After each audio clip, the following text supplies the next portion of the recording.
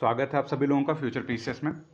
Daily current affairs series में आज 4 अक्टूबर की करंट अफेयर्स डिस्कस करेंगे। तो चलते हैं पहले प्रश्न की तरफ। हाल ही में भारत सरकार ने दिल्ली रोड का नाम बदलकर जमैका मार्क कर दिया गया। तो जमैका किस सागर में स्थित है? तो ये पहली जमैका की यात्रा है। जमैका के जो राष्ट्रपति हैं उनकी ये पहली भारत की यात्रा है। ठीक है, तो ये जमैका देखते हैं कहाँ पे स्थित है। तो अगर आप लोग देखें तो ये जो कैरेबियाई सी है, जमैका वेस्ट इंडीज जो द्वीप समूह है उसका एक हिस्सा है। ये कैरेबियन द्वीप समूह जो अटलांटिक महासागर का हिस्सा है। ठीक है, वर्ल्ड मैप देखेंगे तो अटलांटिक का हिस्सा है। ठीक, अब यहाँ पे जितने भी द्वीप हैं ये पूर्व से पश्चिम और ये उत्तर दक्षिण, तो इनको ग्रेटर एंटिलीज कहते हैं। ठीक है, और इसको लेसर एंटिलीज कहते हैं। ठीक है, फिर ये नीदरलैंड एंटिलीज है और ये त्रिनिदाद एंड टोबैगो है। ठीक है, इतने सारे द्वीपों को मिला के वेस्ट इंडीज कहते हैं। और जमैका इस फोटो में नहीं दिया है, जमैका यहीं पे स्थित एक द्वीप है। ठीक है, तो एक द्वीपीय राष्ट्र है। हैती जो है वहाँ पर अभी इमरजेंसी हुई थी, तो भारतीय नागरिकों को निकालने के लिए एक ऑपरेशन चला था जिसका नाम था ऑपरेशन इंद्रावती। ठीक है, ऑपरेशन इंद्रावती ये किस देश के सहयोग से चलाया गया था? तो उसका पड़ोसी जो देश है इसी द्वीप पे है जिसका नाम है डोमिनिकन रिपब्लिकन, उसके सहायता से चलाया गया था। ठीक है, तो जमैका के राष्ट्रपति एंड्रयू हॉलसन, इनका नाम है एंड्रयू हॉलनेस की ये पहली यात्रा। ठीक है, चलते हैं अगले प्रश्न पे। हाल ही में आरबीआई की रिपोर्ट के अनुसार 2000 के कितने प्रतिशत नोट वापस आ गए हैं? ठीक है, तो आरबीआई कहा है कि लगभग 98% नोट 2000 के वापस आ गए। ऐसा क्यों हुआ है? क्योंकि जो 2000 के नोट थे उसमें कुछ डिफेक्ट बताया गया था नोट की क्वालिटी में। ठीक है, जिसको लेके मई 2024 तक 2023 में मई 2023 में इसे वापस लेना शुरू किया गया था और अब 98% नोट वापस आ गए। कहा गया कुल 3.5 लाख करोड़ लगभग ये शुरू में था, जो घट के इस समय 7,117 करोड़ रुपए इस समय परिचालन में है 2000 का। ठीक है, बाकी सारी चीज़ें वापस आ गई हैं। धीरे धीरे ये नोट भी बंद ही होगी क्योंकि मतलब इसका भविष्य नहीं है, बड़ी नोट का वैसे भी नहीं था, इमरजेंसी में से चलाया गया था। चलते हैं अगले प्रश्न पर। हाल ही में कहाँ प्रधानमंत्री ने धरती आबा जनजातीय ग्राम उत्कर्ष अभियान, ध्यान रख सकते हैं इसको, धरती आबा जनजातीय ग्राम उत्कर्ष अभियान चलाया है? ठीक है, तो इसका सीधा उत्तर है झारखंड। ठीक है, अब देखिए बजट यहाँ पे सीधा लिखा हुआ है, इसका बजट है 79,156 करोड़ रुपए। ठीक है, 79,156 करोड़ रुपए। अब इसमें दो पार्ट है, 56 के करीब केंद्र सरकार का है और 22 के करीब राज्य सरकार का है। ठीक है, 22,000 करोड़ राज्य सरकार खर्च करेगी और 56,000 करोड़ रुपया केंद्र सरकार खर्च करेगी। तो ये योजनाएं दो तरह की होती हैं, एक होता है केंद्रीय क्षेत्र की योजनाएं। ठीक है, केंद्रीय क्षेत्र की योजनाएं जो होती हैं वो 100% केंद्र सरकार उसमें पैसा देती है। ठीक है, और एक होता है केंद्र प्रायोजित योजनाएं। ठीक, प्रायोजन करना मतलब उसमें सहायता करना। ठीक है, तो जो केंद्र प्रायोजित योजनाएं हैं उसमें एक निश्चित अंश सरकार देती है और नॉर्मली वो क्या होता है, सामान्य राज्यों के लिए वो 60-40 होता है, और जो विशेष राज्य होते हैं जिनको विशेष राज्य या फिर ऐसे पहाड़ी राज्य या जनजातीय राज्य, वहाँ पे ये 90 और 10 का रेशियो रहता है। ठीक है, तो यही देखिए बिहार विशेष राज्य इसीलिए मांगता है कि ये रेशियो यहाँ से यहाँ आ जाए और राज्य का योगदान घट जाए, पैसा कम लगे योजनाओं में। ठीक, तो ये भी एक तरह की प्रायोजित कार्यक्रम ही है, धरती आबा जनजातीय ग्राम उत्कर्ष अभियान। अभी कुल 80 से 86 हज़ार करोड़ रुपये का वहाँ पे योगदान झारखंड में किया गया है, योजनाओं का शुभारंभ हुआ है, जिसमें सबसे बड़ी योजना यही है। ठीक है, ग्राम उत्कर्ष महाअभियान।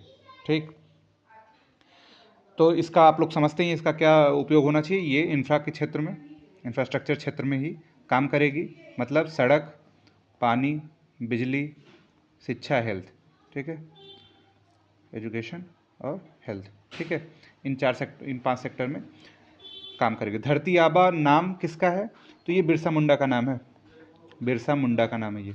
इनको धरती आबा भी कहा जाता था। ठीक है, इनको भगवान मानते हैं तो इसीलिए उनको धरती का भगवान भी कहते हैं बिरसा मुंडा को। मुंडा विद्रोह जो हुआ था वो 1900 में हुआ था। ठीक है, 1900 में बिरसा मुंडा विद्रोह हुआ था। और एक विद्रोह जो बहुत फेमस है वो है संथाल विद्रोह, ठीक है। संथाल विद्रोह 1857 की क्रांति से ठीक पहले हुआ था, ठीक है, 1856-55 के आसपास हुआ था, ठीक है। चलते हैं अगले प्रश्न पे।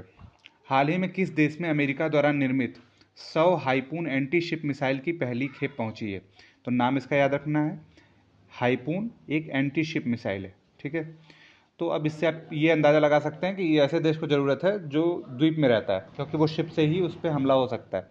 तो इसका आंसर है ताइवान, ठीक, ताइवान इसका आंसर है। ये यूएसए ने ताइवान को देने के लिए कहा, जिसका पहली खेप वहाँ के एक बंदरगाह पे पहुँची है। ताइवान कहाँ स्थित है? ताइवान दक्षिणी चीन सागर में स्थित एक द्वीपीय देश है जिस पे चाइना का कब्जा है, ठीक है। ये चाइना से फार्मोसा जल संधि से अलग होता है, और फार्मोसा क्या, ताइवान का पुराना नाम है, ठीक है। और इसके नीचे फिलीपींस है, तो यहाँ फिलीपींस का लुजोन द्वीप समूह है, और ये लुजोन जल संधि से फिलीपींस से अलग होता है, ठीक है। ये थोड़ा ज्योग्राफी हो गई इसके बारे में। चलते हैं अगले प्रश्न पर। हाल ही में किस राज्य में नीति आयोग ने महिला उद्यमिता मंच का शुभारंभ किया है? महिला उद्यमिता मंच का शुभारंभ महिला उद्यमियों को सपोर्ट करने के लिए शुरू किया गया, ठीक है। नीति आयोग ने ये शुरू किया, इसलिए इंपॉर्टेंट ज़्यादा हो जाता है, ठीक है। इंपॉर्टेंट होने की वजह क्या है? नीति आयोग कोई कार्यक्रम शुरू करता है तो ज़्यादा विजन से शुरू करता है, तो ये वुमेन एंटरप्रेन्योरशिप को प्लेटफॉर्म प्रदान कर रहा है, ठीक है। कहाँ हो रहा है ये? तो इसमें देखिए लिखा हुआ है तेलंगाना में ये हो रहा है, ठीक है, तेलंगाना में हो रहा है। तेलंगाना में कांग्रेस की गवर्नमेंट है, राजीव गांधी के नाम से वहाँ भी एक योजना भी चलाई गई, ठीक है। पहले वहाँ पे रायतू बंधु वगैरह किसान योजनाएं चलाई जाती थी, ठीक। अब महिलाओं के संबंध में एक योजना, सुभद्रा योजना, जिसके बारे में हम लोग बहुत बार चर्चा कर चुके हैं, ये चलाई गई है, ठीक है। नीति आयोग ने पिछले कुछ महीनों में एक अभियान चला जिसका नाम है संपूर्णता अभियान, ठीक। संपूर्णता अभियान क्या काम करता है? ये जो 112 आकांक्षी जिले हैं और 500 आकांक्षी ब्लॉक हैं। आकांक्षी ब्लॉक मतलब ऐसे ब्लॉक जो पिछड़े हुए हैं, ठीक है। तो आकांक्षी ब्लॉक, आकांक्षी जिले, ये पूछा भी हुआ है। इन दोनों में 12 संकेतकों पे ध्यान केंद्रित करने के लिए संपूर्णता अभियान चलाया। ये 12 संकेतक किससे जुड़े हुए हैं? ये सामाजिक आर्थिक कारकों से जुड़े हुए हैं, ठीक है। चलते हैं अगले प्रश्न पर। हाल ही में किस देश ने संयुक्त राष्ट्र प्रमुख एंटोनियो गुटेरस के देश में प्रवेश पर प्रतिबंध लगा दिया गया? अब देखिए ये इजराइल ने काम किया। ऐसा क्यों हुआ है? ईरान ने इजराइल पे हमला किया, ठीक है। ईरान ने इजराइल पे हमला किया तो इजराइल इस बात से नाराज है कि संयुक्त राष्ट्र प्रमुख एक वैश्विक संस्था के मुखिया होते हुए, मानवाधिकार की एक वैश्विक संस्था है यूएन, उसके मुखिया होते हुए क्यों आलोचना इन्होंने नहीं की, इस हमले की डायरेक्ट आलोचना इन्होंने नहीं की, जिस वजह से इजराइल नाराज हुआ है।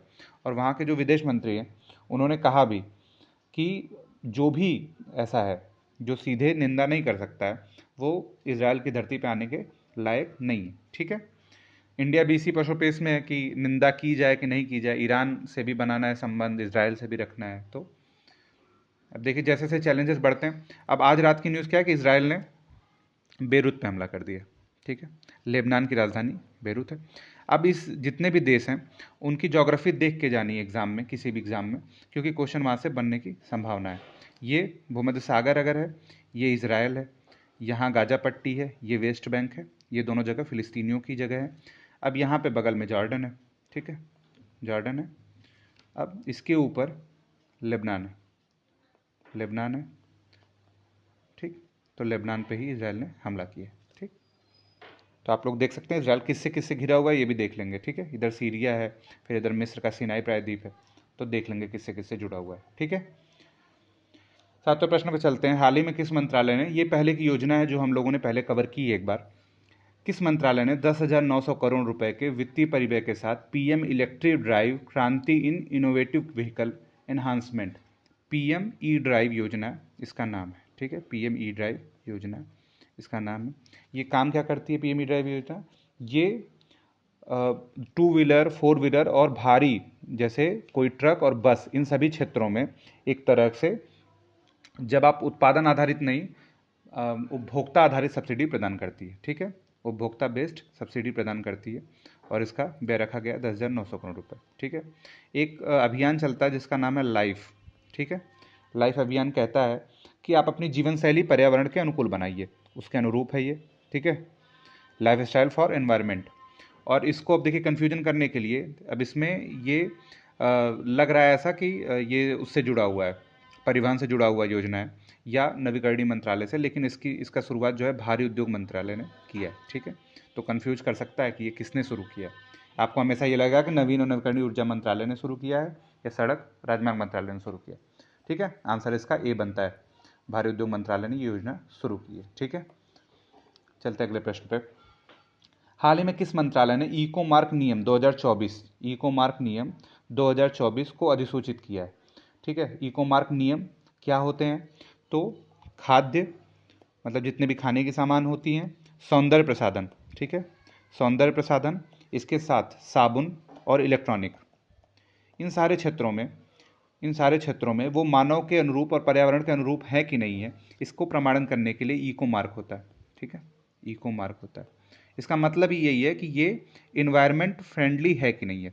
2 बार पीसीएस में क्वेश्चन डायरेक्ट पूछा जा चुका है कि इको मार्क योजना या इको मार्क जो होता है वो किस लिए होता है, तो वो इन्वायरमेंट फ्रेंडली किसी चीज़ को दिखाता है।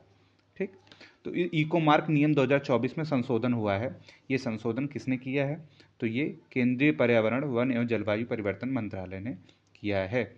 इसके मंत्री हैं भूपेंद्र यादव। ठीक है, तो इसमें संशोधन किया है। ये एक तरह का लेबलिंग मार्क है। आप लोग जब कभी खाने की चीज़ों में देखेंगे तो इसके लेबल पड़े रहते हैं। इसके आवेदन की प्रक्रिया जो होती है वो सीपीसीबी के जरिए होती है। ठीक है, तो ये क्या है? ये केंद्रीय प्रदूषण नियंत्रण बोर्ड है। ठीक है, central board of controlling pollution. ठीक है, तो ये केंद्रीय प्रदूषण नियंत्रण बोर्ड है।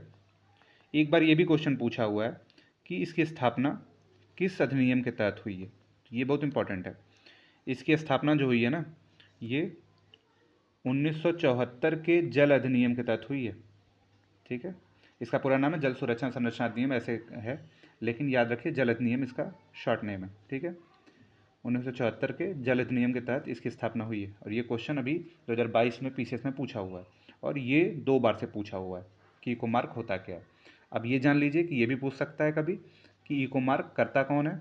ठीक है, और किस क्षेत्र में करता है? तो ये खाद्य, सौंदर्य और साबुन, इलेक्ट्रॉनिक, इन्हीं क्षेत्रों में करता है। ठीक है, चलते हैं अगले प्रश्न। भारतीय खो खो महासंघ ने अंतर्राष्ट्रीय खो खो महासंघ के साथ मिलकर किस वर्ष भारत में पहला खो खो विश्व कप आयोजित करने की योजना बनाई है? तो ये भारत में 2025 में आयोजित करने की योजना बनाई है। भारत ओलंपिक भी आयोजित करना चाह रहा है। ठीक है, लेकिन उसका अभी बजट थोड़ा कम है। अभी ग्लासगो में जो राष्ट्रमंडल खेल होने जा रहे थे, ग्लासगो कहाँ है? यूके में। इसमें जो राष्ट्रमंडल खेल होने जा रहे थे, वहाँ भी बजट कटौती करने के लिए कुछ खेलों को क्या किया गया? बाहर किया गया। कुछ खेलों की कटौती की गई है कि खेल कम करके थोड़ा बजट घटाया जाए। तो जो विकासशील देश हैं उनके लिए ऐसे खेलों के आयोजन में सबसे बड़ी दिक्कत बजट की है। तो भारत भी ओलंपिक को आयोजित करना चाह रहा है, लेकिन अभी वही समस्या है। तो 2025 में अंतर्राष्ट्रीय खो खो महासंघ के साथ मिलकर भारतीय खो खो महासंघ ये करेगा। ठीक है, हाल ही में किस मंत्रालय ने एनवी स्टेट्स इंडिया 2024 को का 7वां अंक जारी किया है। ठीक है, ये एक रिपोर्ट है। ये रिपोर्ट किस बारे में है? तो थोड़ा सा इसका इंग्लिश नाम लिखेंगे तो आप लोगों को ज़्यादा कन्फर्म होगा। एनवी स्टेट्स, ठीक है, 2024। अब यहाँ जो एनवी है उसका मतलब एनवायरनमेंट से है। ठीक है, मतलब ये पर्यावरण संबंधी रिपोर्ट है। और किस बारे में चर्चा करती है? तो ये पर्यावरण सांख्यिकी के बारे में चर्चा करती है, तथा पर्यावरण आर्थिक लेखांकन प्रणाली फ्रेमवर्क के अनुसार इसको संकलित किया जाता है। ठीक है, इसके मुख्य बिंदु क्या हैं कि भारत जो है ये कहता है, पर्यावरण सांख्यिकी के बारे में ये कहता है कि भारत जो एनर्जी ट्रांसमिशन है इसमें एक महत्वपूर्ण देश बन के उभरा है। ठीक है, अभी मोदी जी जब गए थे पर्यावरण सम्मेलन में भाग लेने के लिए, तो वहाँ उन्होंने कहा था कि भारत जो लक्ष्य 2030 में रखा था उसको अभी प्राप्त कर लिया है। ठीक है, तो भारत अपने जो नेशनल गोल हैं उनको प्राप्त करने में काफ़ी आगे है। ठीक, तो इसी तरह कह रहा है कि एनर्जी ट्रांसमिशन में भी भारत आगे है। और क्या कह रहा है कि लगभग पूरे जो संरक्षित क्षेत्र हैं भारत में, उनमें इस दौरान 2000 से 2023 के दौरान लगभग 16% की वृद्धि हुई है। तथा मैंग्रोव भारत का मैंग्रोव वन है एक तरह का, मैंग्रोव में 8% की वृद्धि हुई है। ठीक है, लास्ट रिपोर्ट जो ISFR आई थी 2021 में आई थी, तो एग्ज़ाम से पहले एक बार इसको आप लोग पढ़ के जरूर जाइएगा। ठीक है, तो ये किसके बारे में चर्चा करती है? ये भी वन और मैंग्रोव इन्हीं सब के बारे में ये रिपोर्ट है। भारत में कितना वन, वृक्ष और मैंग्रोव आवरण है, ठीक है, किस राज्य में ज़्यादा कम है, घना कितना है, ठीक है, उनके टाइप्स और वितरण दोनों के बारे में चर्चा करती है। तो हाल ही में किस मंत्रालय ने एनवी स्टेट्स इंडिया, तो ये अगर ऐसे देखें तो ये केंद्रीय पर्यावरण, वन एवं जलवायु परिवर्तन मंत्रालय आपको लगेगा, लेकिन ये है नहीं। इसका आंसर है सांख्यिकी एवं कार्यक्रम कार्यान्वयन मंत्रालय, ठीक है। कंफ्यूज करने के लिए काफ़ी है ये, ठीक है, तो ध्यान देना है, सांख्यिकी कार्यक्रम मंत्रालय ने इसको जारी किया है, ठीक है, एकदम ध्यान दीजिएगा। तो ये थे हमारे 10 प्रश्न। आप लोग का बहुत बहुत धन्यवाद जुड़ने के लिए, आप लोग ऐसे ही जुड़े रहिए। तो हम लोग एग्ज़ाम में किसी भी करंट अफेयर्स को छूटने नहीं देंगे। जो भी यहाँ से अगर कुछ स्किप होता है तो उसको वीकली या मंथली वाले में कवर कर लेंगे। आप लोग यूट्यूब चैनल सब्सक्राइब कर दीजिए, शेयर कर दीजिए उसको अगर कोई पढ़ने वाला हो तो उसको, और टेलीग्राम भी ज्वाइन कर सकते हैं। टेलीग्राम में हम लोग का है फ्यूचर PCS 1, ठीक है, 01। तो इसको ज्वाइन करेंगे तो यहाँ पे जो न्यूज़ हम लोग डिस्कस करते हैं उसका PDF फॉर्म, ठीक है, PDF फॉर्म अपलोड हो जाएगी, और डेली न्यूज़ जो होती हैं उनके रिटर्न फॉर्म में वहाँ पे मौजूद है, ठीक है। वहाँ पे हम लोग क्विज़ भी करते हैं थोड़ा बहुत। तो आप लोग का बहुत बहुत धन्यवाद।